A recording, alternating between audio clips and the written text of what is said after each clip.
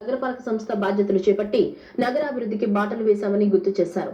స్వాతంత్రానంతరం కూడా భూస్వామ్య నిరంకుశ విధానాలకు వ్యతిరేకంగా కమ్యూనిస్టులు పోరాడారని పేర్కొన్నారు. ముఖ్యంగా ఉమ్మడి ఆంధ్ర రాష్ట్రంలో నిజాం నిరంకుశ పాలనకు వ్యతిరేకంగా సాగిన తెలంగాణ సాయుధ పోరాటంలో వేలాది మంది కమ్యూనిస్టులు అమరులయ్యారని తెలిపారు.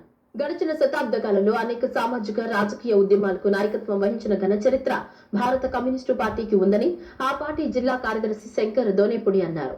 విజయవాడ నగరాభివృద్ధిలో కూడా కమ్యూనిస్టు పార్టీ ముద్ర బలంగా ఉందని, గతంలో 2 పర్యాయాలు నగరపాలక సంస్థ బాధ్యతలు చేపట్టి నగరాభివృద్ధికి బాటలు వేశామని గుర్తు చేశారు. స్వాతంత్రానంతరం కూడా భూస్వామ్య నిరంకుశ విధానాలకు వ్యతిరేకంగా కమ్యూనిస్టులు పోరాడారని పేర్కొన్నారు. ముఖ్యంగా ఉమ్మడి ఆంధ్ర రాష్ట్రంలో నిజాం నిరంకుశ పాలనకు వ్యతిరేకంగా సాగిన తెలంగాణ సాయుధ పోరాటంలో వేలాది మంది కమ్యూనిస్టులు అమరులయ్యారని తెలిపారు.